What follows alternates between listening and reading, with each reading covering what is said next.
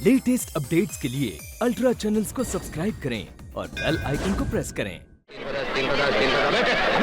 भाइयों और बहनों, देवियों और सज्जनों, इधर आओ, इधर आओ।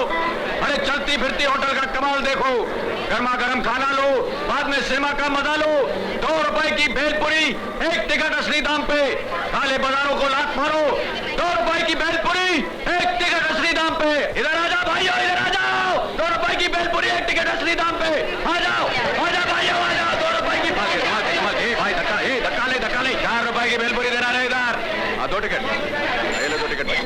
4 रुपए की भेलपुरी देना। हाँ बोलो सरदार जी, कितना टिकट? 2 टिकट। ये लो सरदार जी 2 टिकट। 4 रुपए की भेलपुरी देना भाई इधर।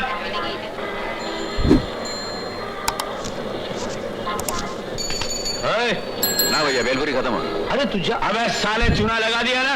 ये जबान संभाल के बात करना, हाँ जरा तमीज से। हाँ अबे तेरी तमीज की तो मैं देख, इसको अभी मैं कुछ बोलता। अरे बोल। तू पहले बता, मुद्दल के भाव में टिकट काय को बेचा? अबे ये टिकट का बंडल कहाँ में उछल लो में, नुकसान कौन भरेगा?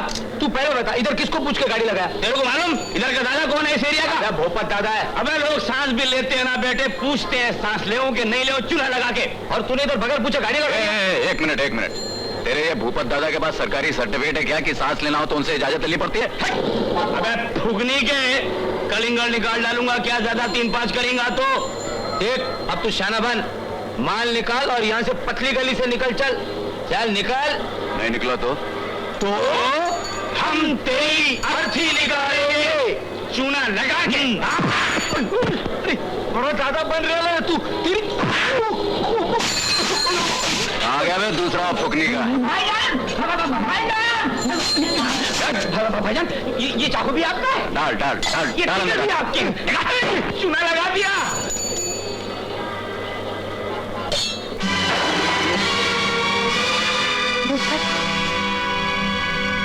ए बुढ़िया, इधर आओ। कौन? अरे वही अमरनाथ। सुना तेरा कोई सगे में लगता है। इधर आओ। मालूम नहीं, पर बात क्या है? अरे ज्यादा बात नहीं कर वरना लात मार के मुंह तोड़ दूंगा। जितना पूछता उतना बोल। कहाँ है वो? अभी आएगा। मुझे नहीं मालूम। तेरे को नहीं मालूम? ए बुढ़िया, अपन के साथ जास्ती होशियारी की या चालाकी की तो क्या होगा रे? चूना लगा के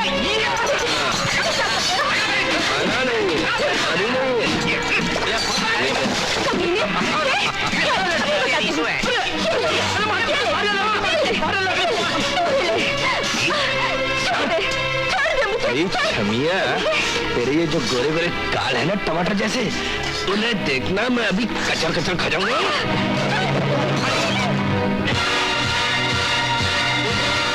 यही है वो अमर, लगा दो चूना।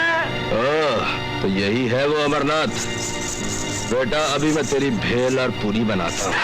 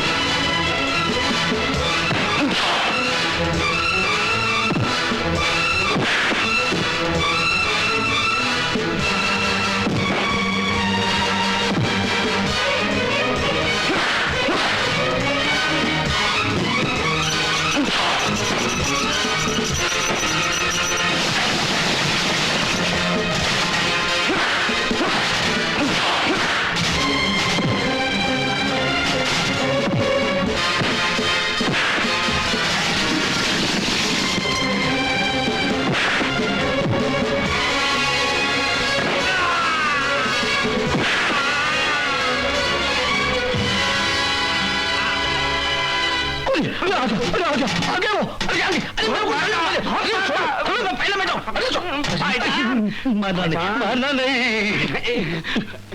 क्या मैं फुकनी के? भाईजान ये किसका एरिया है भैया? ये आपका है, भूपत के बाप का। चूना लगा के भाईजान। ले जा अपनी मुर्गी का। चला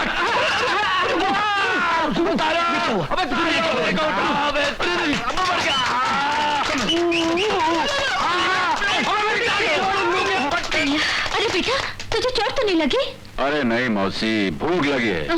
चल जल्दी से खाना अरे खिला, उस बड़ी भूख। नंबर का सत्यानाश हो, उसने तो सारा खाना फेंक दिया। मैं अभी तुम्हारे लिए खाना बना के लाती हूँ भैया। हाँ नहीं ठहर जाए, आज पानी पी के काम चला लेते हैं। अरे बेटा नहीं। MA in Political Science, first division with distinction. Good. Football champion. Represented university in cricket. Excellent. लेकिन कितने अफसोस की बात है कि हमारे देश में तुम जैसे ज़हीन और अक्लमंद लोगों को नौकरी नहीं मिलती। होना तो ये चाहिए कि तुम जैसे लोग इधर कॉलेज से निकले और उधर नौकरी दरवाजे पे इंतजार करें। तो आप ही मेरी कुछ मदद कर दीजिए ना सर। जरूर। तुम्हें नौकरी देकर मुझे बहुत खुशी होगी कि तुम जैसा ज़हीन और अक्लमंद आदमी मेरे हाथ के नीचे काम कर रहा है। मगर अफसोस है कि नौकरी मैं तुम्हें नहीं दे सकता। एक जगह खाली थी, लेकिन कल ही मिनिस्टर साहब ने फोन करके पर्सनली कहा कि वो नौकरी उनके साले को दे दी जाए। इनकार भी नहीं कर सकता, आखिर मिनिस्टर हैं और ऊपर से मेरी बीवी के भाई। इसलिए आई एम सॉरी, आप नौकरी कहीं और तलाश कीजिए। अगर आप लोगों ने नौकरी का फैसला कर ही लिया था तो फिर अखबार में झूठे इश्तेहार देने की क्या जरूरत थी? अपने ऑफिस के बाहर गरीबों और जरूरतमंद लोगों की भीड़ इकट्ठा करने के लिए? देखिए मिस्टर, आप मेरी बात सुनिए। इस सोसाइटी में बेकारी का कैंसर फैलाने वाले आप लोग हैं। अगर आज का पढ़ा लिखा नौजवान कोई गलत काम करता है, जुर्म और गुनाह के रास्ते पर चलता है, तो उसके जिम्मेदार आप हैं। Being a damn postgraduate, I have to sit outside a cinema hall and sell bhelpuri. Do you know why? Because I don't want to die. You can take this application form and start.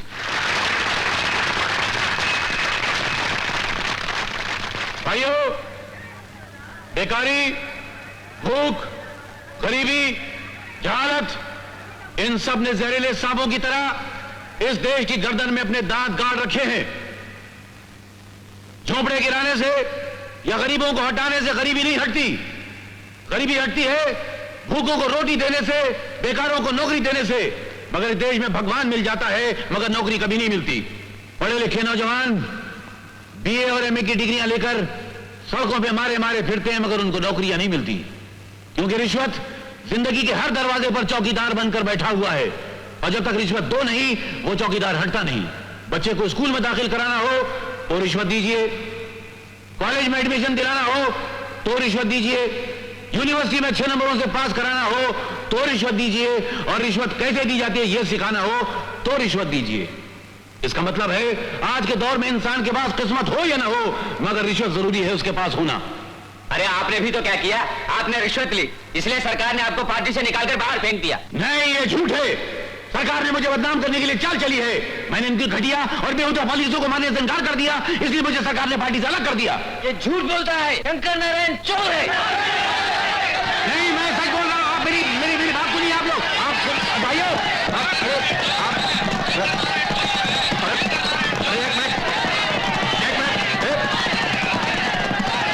एक minute भाइयों, अरे चुप चुप। अरे ये गरीबी और बेकारी हटाने की बातें कर रहे हैं, एक मिनट इन्हें बोलने दो, बाद में सवाल करेंगे इनसे। हम नहीं सुनेंगे, बिल्कुल नहीं सुनेंगे। अरे नहीं सुनना है तो यहाँ क्यों खड़े हो, चले जाओ ना। हम नहीं जाएंगे। तू कौन होता है चमचागिरी करने वाला? ये मुंह संभाल के बात करने तक दूंगा।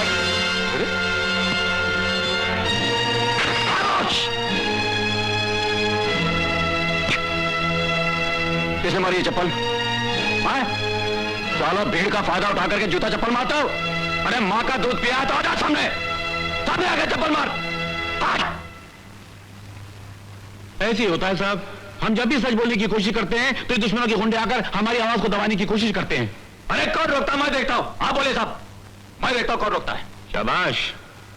ऐसे ही बहादुर नौजवानों की हमारे देश को जरूरत है, जिनके खून में ईमान की गर्मी हो, जिनको सच परखने की सलाहियत हो। ऐसे नौजवानों की जरूरत है, बाकियों की नहीं है। नमस्कार सर। हाँ मैं भी तुम्हारा ही जिक्र कर रहा था। इनसे पहले ये हमारे पार्टी के खास मेंबर है। नमस्ते। ये अमर है, और इनसे तो तुम मिल चुके हो, हमारी पार्टी के सेक्रेटरी मिस्टर विक्टर जयराज। नमस्ते। हमारी पार्टी के अध्यक्ष शंकर नारायण जी अभी अभी तुम्हारी ही तारीफ कर रहे थे। अब देखिए ना, कितनी दुख की बात है। अमर जैसा नौजवान जिसने MA फर्स्ट क्लास में पास किया है, इसके पास नौकरी नहीं है। इस जहन्नम की आग को बुझाने के लिए ये सिनेमा थिएटर के बाहर भेलपुरी बेचता है।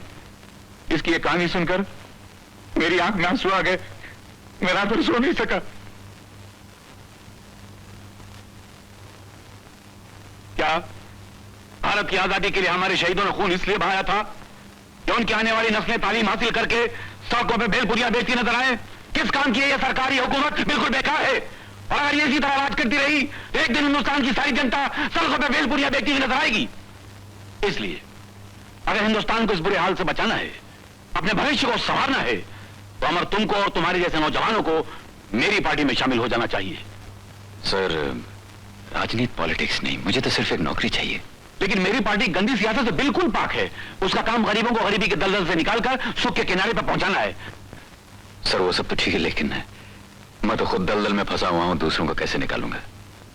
एक भूखे की हमदर्दी से दूसरे भूखे का पेट तो नहीं भरता सर। मुझे सिर्फ 2 वक्त की रोटी चाहिए, बस और कुछ नहीं चाहिए सर। ठीक है, जैसी तुम्हारी मर्जी, लेकिन मैंने तुम्हारे अंदर एक आग देखी थी, उस आग से मैं अंधेरों में दिए जलाना चाहता था। वो तो पेट की आग थी सर। पेट की आग से खून जलता है, दिए नहीं जला करते। ठीक है, जैसी तुम्हारी मर्जी। मैंने सरकारी पार्टी छोड़ दी है, उससे रिश्ता तोड़ दिया है, लेकिन मेरे वसीले नहीं टूटे अब तक।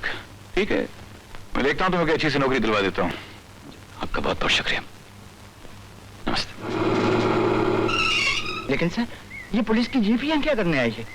हो सकता है मेरे कल के भाषण से घबराकर सरकार ने मेरी गिरफ्तारी का ऐलान कर दिया। और अच्छा है ना भाई, नेता जब तक गिरफ्तार नहीं होता उसे नाम नहीं मिलता, लोगों की हमदर्दियां नहीं मिलती। ये भी सियासत की शतरंज की एक चाल है।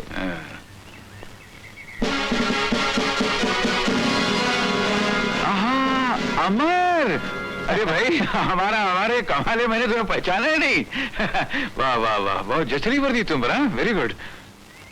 ये वर्दी तो आप ही की देन है सर, वरना कहा मैं एक बेकार बोझ उठाने वाला, भेलपुरी बेचने वाला इंसान, और कहां ये वर्दी। मेरे लिए तो आप भगवान के समान है सर। अरे नहीं भाई, मुझे सियासतदान ही रहने दो, भगवान मत बनाओ। सिराज, आज अमर को देखकर मुझे अपने बेटे की याद आ गई। बिल्कुल ऐसी था वो। ऐसा लगता है जैसे आज अमर ने नहीं, मेरे बेटे ने पुलिस की पोशाक पहन ली है। सब उसके सियासत की शतरंज की चाल है। सर, आपके इन एहसानों को मैं जिंदगी भर नहीं भूलूंगा सर। नहीं अमर, ऐसा नहीं है। ऐसा भी वक्त आ सकता है कि तुम्हें मेरे एहसान तो एक तरफ, मुझे भी भूलना पड़ जाएगा। जी हाँ, मेरे कई रूप है ना। तुम्हारा हमदर्द हूं, इनका गुरु हूं, अपोजिशन पार्टी का लीडर हूं। कल अगर सरकार तुमसे कहे कि अमरनाथ जाओ, शंकर नारायण को हथकड़ियां लगा के गिरफ्तार करके लाओ, तब तुम मुझे गिरफ्तार कर सकोगे? सर, कोशिश कीजिएगा कि ऐसा दिन मेरी जिंदगी में कभी ना आए। आज मेरी ड्यूटी का पहला दिन है, आपका आशीर्वाद लेने आया। मेरी दुआएं तुम्हारे साथ हैं, लेकिन अमर, तुम्हारी आंखों में सच्चाई की चमक देखकर और बातों में वफादारी की महक पाकर मेरे मन की शतरंज अंदर से थोड़ी हिल सी गई है भाई।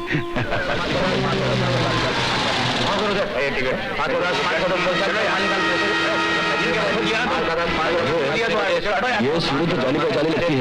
वो भेलपुरी वाला अमर तो नहीं? हाँ उस्ताद वही है। ये साला पुलिस में कब से भर्ती हो गया? अबे वो आ रही है, जल्दी से फूट लो।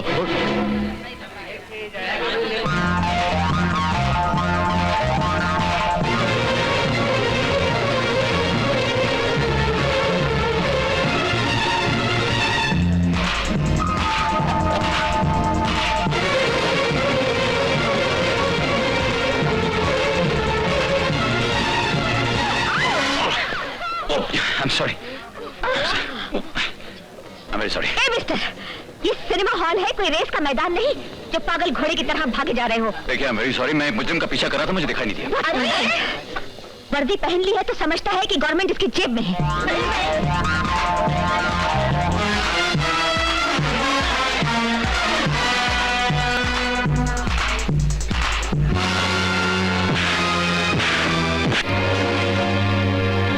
क्या कहा था तूने अनु से? उठा के ले जाएगा? खुद की माँ बहन नहीं है, दूसरों की माँ बहन को जो जी में आया बोलता रहता है। चल माफी मांगे तो सर पैर मुंह सब एक डिजाइन का बना दूंगा। माफी मांग। अपन को माफ कर दो अन्नू। अन्नू नहीं, बहन बोल बे। चल माफी मांग, पाँव पकड़ के। अपन को माफ कर दो अन्नू बहन।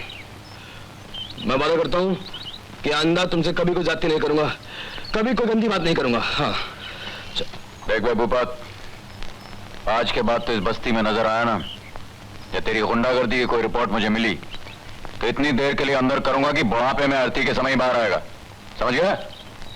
चल भाग भाग।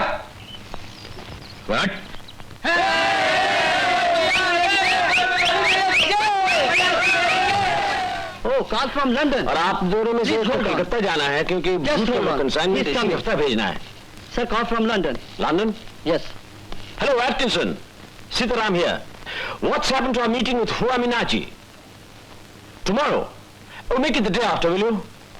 Thank you very much. I'll be there. Sure, sure. Mr. Nayak? Yes, sir. बस सुबह की मेरी लंदन की टिकट बुक करो। Yes, sir. Hello daddy. Daddy आप टोक्यो से कब आए? करीब 1 घंटा हुआ बेटी। कितने दिन लगा दिए डैडी? पहले तो 1 आध हफ्ता गायब होते थे, अब तो आपका महीना पता ही रहता। क्या करूं बेटी, आज का दौर ही अजीब है। ये देखिए कप, मुझे कॉलेज के फैंसी ड्रेस कंपटीशन में फर्स्ट प्राइज मिला है। वाह वाह वाह, मुबारक हो बेटी। मुझे पार्टी मीटिंग में जाना है, रात को फिर मिलते हैं। चलिए।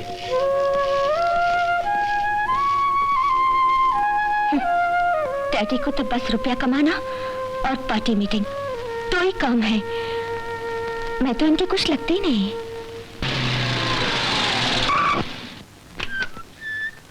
रेडी?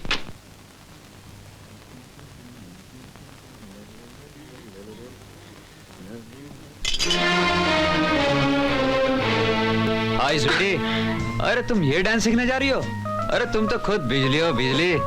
मेरे साथ डिस्को चलो, डिस्को डांस के साथ और बहुत सारे आइटम सिखला दूंगा। अच्छा, लेकिन तुम इतने खूबसूरत नहीं हो कि मैं तुम्हारे साथ डिस्को जाऊं। एक काम करो, कल मिलना। क्यों? मैं अपनी पुरानी साइकिल पहन कर आऊंगी, उसमें स्टील की नोक है। 50-60 तुम्हारी शक्ल पर लगाऊंगी, तुम्हारी शक्ल पर डिस्को डिजाइन बन जाएगा। 2 टके की लड़की हमें गाली देके जा रही है।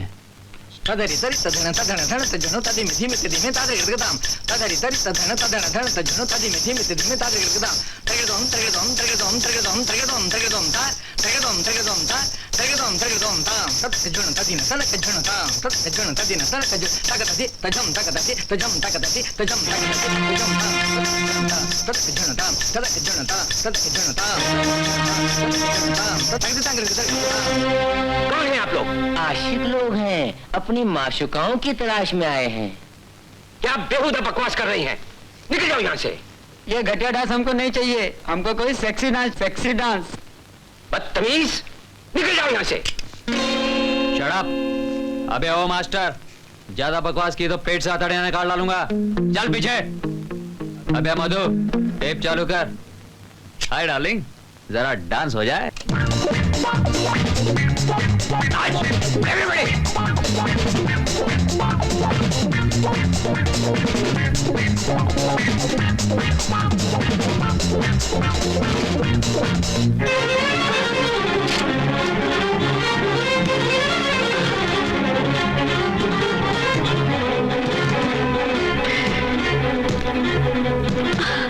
Hello, is it police station? देखिए, मेरा नाम आशा है। मैं नटराज नृत्यशाला से 46 मैजेस्टिक से बात कर रही हूँ। कुछ गुंडे स्कूल में घुस आए हैं और लड़कियों के साथ जबरदस्ती कर रहे हैं। प्लीज आप जितनी जल्दी हो सके आ जाइए। ओके?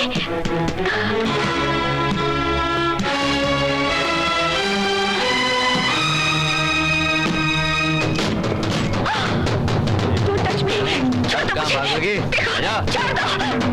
छोड़ दो। हट जाओ।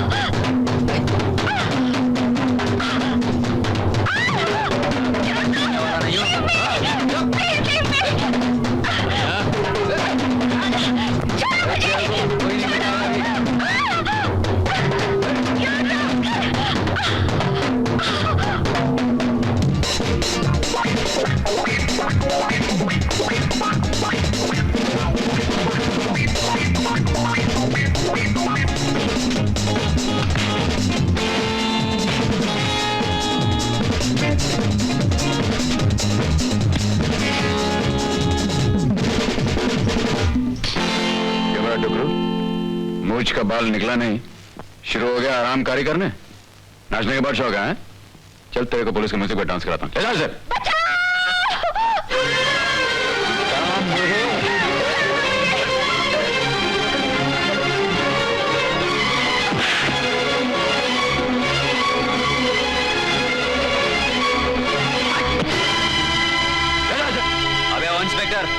मालूम है मैं कौन हूँ? मेरे चाचा MP हैं, मुझे गिरफ्तार किया ना, उनसे कह दूंगा। अच्छा, तो तुम्हारे चाचा मेंबर ऑफ पार्लियामेंट हैं? हाँ। क्या नाम है बे तेरे चाचे का? नाम बोल बे चाचे का। साले दोबारा चाचा का नाम लिया ना तो इतना मारूंगा कि तू अपना नाम भी भूल जाएगा। क्या?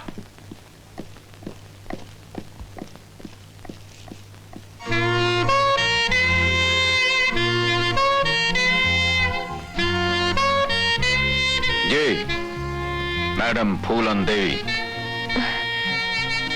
आपने मुझे बचाया, उसका शुक्रिया अदा करने के लिए मुझे अल्फाज नहीं मिल रहे, ढूंढिएगा भी मत। आपने वक्त पर फोन करके कानून की मदद की और मैंने यहां आकर के अपनी ड्यूटी निभाई, इसलिए किसी का किसी पर एहसान नहीं है। हाँ, मुझे आपका नाम और पता चाहिए होगा, पुलिस स्टेशन आकर के रिपोर्ट लिखवानी होगी।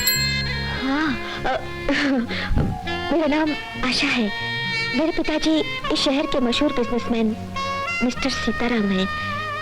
मेरा फोन नंबर 74056। Thank you.